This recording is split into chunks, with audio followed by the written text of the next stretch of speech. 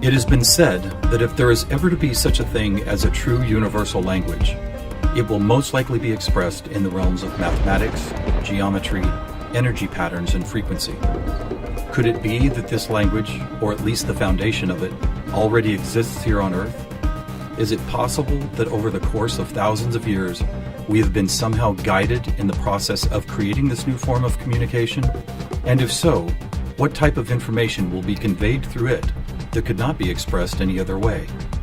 In the search for answers, we must be prepared to trek through both time and space, to open our eyes and minds wide enough to notice compelling coincidences, and to stand back far enough to see if the building blocks of some kind of mathematical, spatial, frequency-based language emerge. But before we begin our journey, we will pause here in the present day to notice some of the ways that we measure and tabulate the world around us. This is an important step, for how we count and measure things can be as revealing as why we count them. First, we will take a look at the way we measure time. For all practical purposes, the smallest unit is 1 second, and we all know it takes 60 seconds to make a minute, and then 60 of these minutes to make an hour. This hour, of course, is the unit by which we divide our days, and these days become months, years, decades, centuries, and so on. Speaking of 60, let's take a moment to notice that all geometry, whether it is 2 or 3 dimensional, is also derived from base 60 mathematics that provide the foundation for a 360-degree circle, which in turn provides us with all the angles and formulas for creating virtually every shape known to humankind. Now let's look at how many cultures from all over the world have chosen to count and group things. Right away, we see that we have been attracted to the number 12. 12 eggs in a dozen, 12 months in a year, 12 inches in a foot, 12 signs of the zodiac. Strangely, whether it's tallying disciples or mythical gods, the number 12 appears often in the telling of our greatest stories about ourselves. And what about distance? Your local town might be measured in meters or other units, but when we talk about measuring our planet, the standards we all use revert back to base 60 units of miles, minutes, or geometrical degrees. Are you noticing the pattern here? We seem to be encountering a lot of 12s and 60s. Are they related? And if so, how? To answer that piece of the puzzle, we must travel roughly 5,000 years back in time to visit the ancient Sumerian culture of Mesopotamia, for here is where our 1260-based math comes from. This counting system, which was invented by the same people who produced the world's first written language, involved counting the knuckles of the 4 long fingers on one hand and then multiplying them by all 5 digits on the other hand. If you do this, you will get a maximum number of 12 knuckles times 5 fingers, which of course totals 60. How these cosmic jumps in language and mathematics occurred so suddenly is open to debate. But it is interesting to note that the ancient Sumerians themselves wrote about being given this information by sky god visitors they called the Anunnaki. Who and what the Anunnaki were is a hotly contested subject, but one thing that cannot be denied is the fact that over 5,000 years ago, a mathematical system was born that incredibly still serves us today. So now that we have our various units of measurement, all based on the Sumerian 1260 counting system, let's jump forward to a few pivotal moments in history and see what other numbers, patterns, and synchronicities appear. In the 6th century BC, on the Greek island of Samos, the famed mathematician Pythagoras led a school of thought that married philosophy, mathematics, music, and of course geometry. And while Pythagoras did not discover advanced geometry, he did apply it in new ways, especially to music. For instance, he noticed that when a tauten string was plucked, it would create a tone. And when that string was divided in half, it would make the same tone only twice as high in pitch. Pythagoras then came up with numerical ratios based on harmonic fifths, and this led to the creation of the musical scale found at the root of most modern music.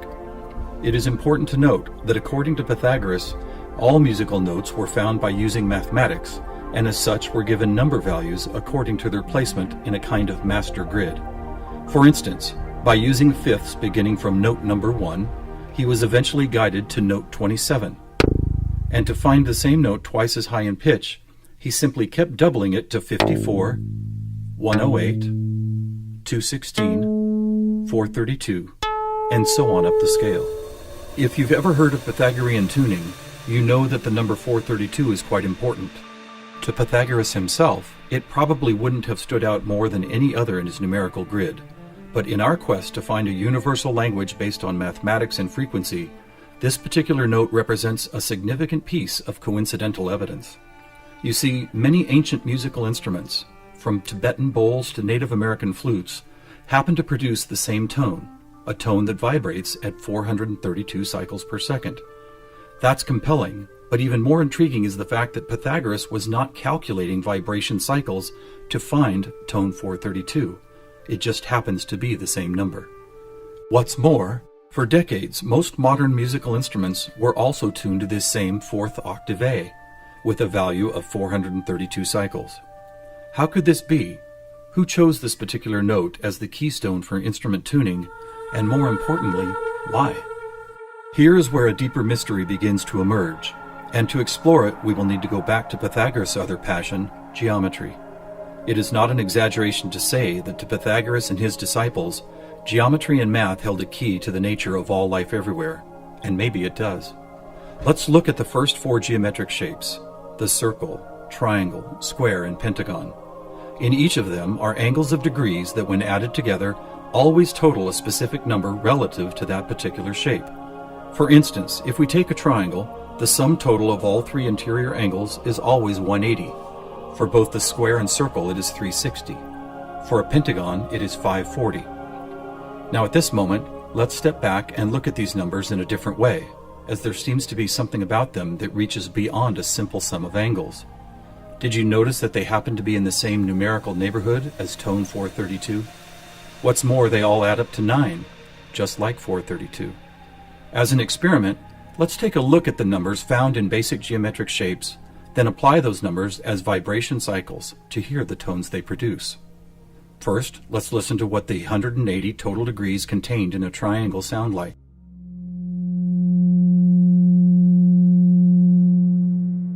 And here's a squares and circles 360 in cycles per second. A perfect octave up from the triangle. What about the pentagon at 540? That sounds like a harmonic fifth of the other two. That's interesting. What are these tones? They are F sharp and its perfect harmonic fifth of C sharp. Let's keep going. What does a hexagon 720 sound like? Another F sharp. Here's a seven-sided septagon, which totals 900. This is an A sharp, which happens to be the note required to complete an F sharp major chord in perfect three-part harmony.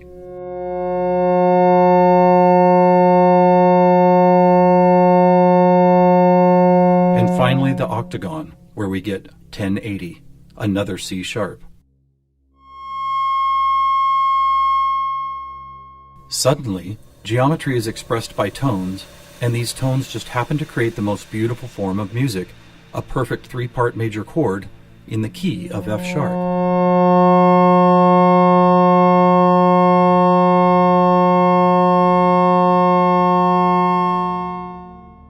Is this something we've been missing for years? Is it important? To the famous philosopher and mathematician Plato, the answer would have been a resounding yes, for it is Plato who advanced the study of two-dimensional geometry into three-dimensional geometry, and who began to recognize that nature, whether expressed as a tone, the petal design of a flower, or the spiraling design of a seashell, seemed to follow a 3D mathematical pattern. In fact, it became an obsession of Plato to try and find the simplest three-dimensional geometric shapes, and his quest ultimately revealed what we now call the Platonic solids. In essence, these forms represent the most elemental construction blocks found both in human-made and natural forms. So let's see if and how they fit into our geometry tone grid. First, there is the tetrahedron, or a three-sided pyramid comprised of four interlocking triangles. As we did before, let's add up all the angles found in those four triangles. The answer, 720, which we have already seen is the tone F sharp.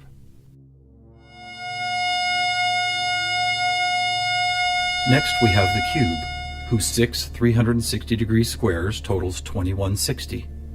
What does it sound like?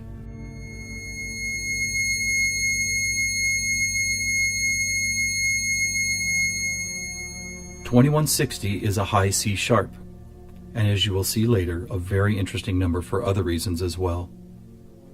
Next up is the octahedron. Constructed of 8 triangles, this shape totals 1440, which is another perfect F sharp higher up the scale. The icosahedron is made up of 20 triangles, so the total number of degrees is 3600. As a tone, 3600 vibration cycles create the A sharp needed to complete yet another F sharp major chord that sounds like this.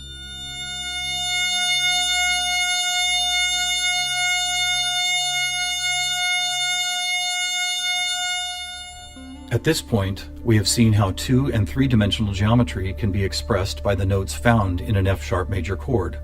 Could this also be true with what is known as sacred geometry? To find out, we will first need to build a design called the germ of life, which, when repeated, goes on to reveal the seed of life, then flower of life pattern found at sacred sites all over the world. First, we start with a circle at 360 degrees, which is the familiar F sharp. We then add our second circle, bringing the total to 720, another F sharp. 3 circles totals 1080, which provides the harmonic fifth of C sharp. 4 circles is 1440, another F sharp. 5 circles totals 1800, or the A sharp needed to once again provide the harmonic third of an F sharp major chord. And finally the 6th circle, which brings the total to 2160, another C sharp. Amazing! It's as if we can now both see and hear the flower of life pattern that has intrigued humankind for thousands of years. So now we have 2-dimensional geometry, 3-dimensional geometry, and even sacred geometry being represented by different variations of an F sharp major chord. How is this not common knowledge? How have we missed this connection? There are actually 3 explanations. 1, for reasons ranging from the mundane to the conspiratorial, musical instruments are no longer tuned to an A vibrating at 432 cycles per second, but rather 440. 2, modern tuning calls for equal temperament, which no longer adheres to Pythagoras' whole number simplicity. And 3, the tuning method required to reveal geometric shapes is based on a mathematical grid rather than mathematical ratios. This grid, if it had a name, would probably be called something like factor 9, because the number 9 is found not only in the sum of every note on the grid, but also as the number required to move up or down the scale. For instance, if we started at note A at 216 cycles, all we would have to do is add or subtract the number 9 to reveal all the other tones in that octave. And it is here, on this incredible factor 9 grid, that we find not just some of our geometric numbers, but all of them. Conversely, modern A440 tuning reveals not one correlation to geometric numbers. Now let's go back for a moment and take a look at one of these numbers, 2160.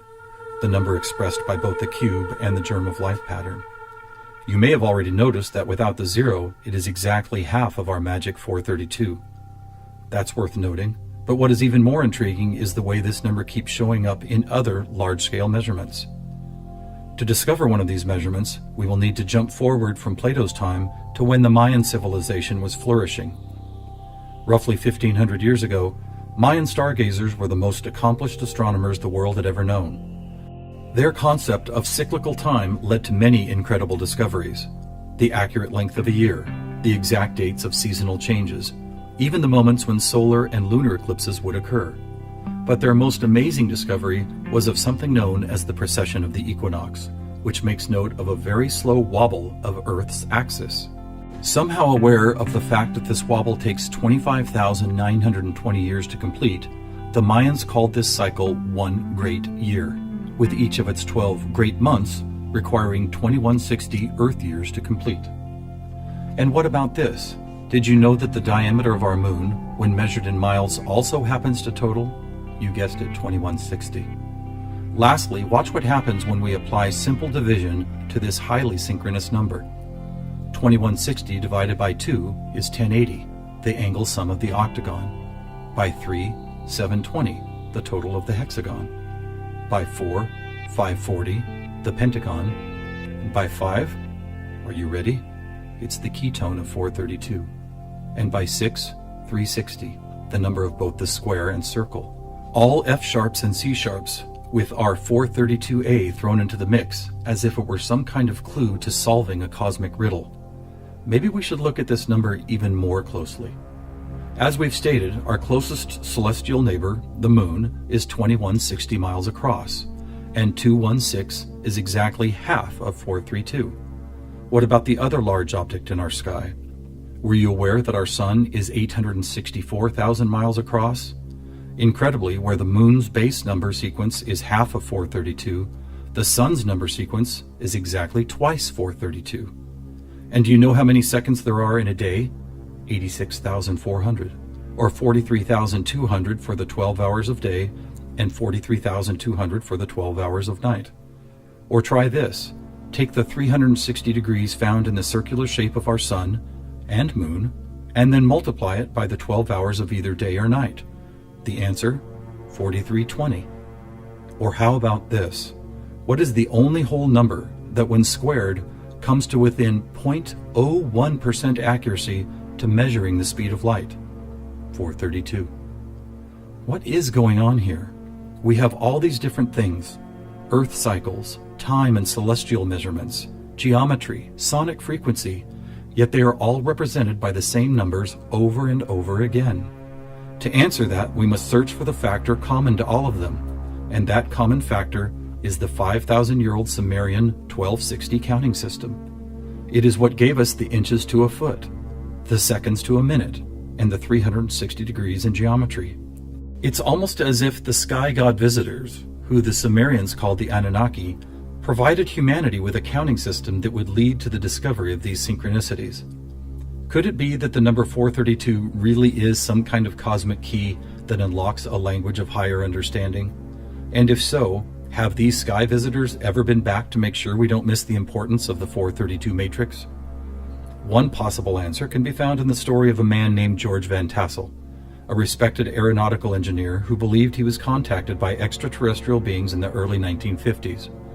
During this encounter, Van Tassel said he was provided with a mathematical formula that could be used for everything from time travel to sound frequency healing, and which he used to build the world-famous Integratron near Joshua Tree, California.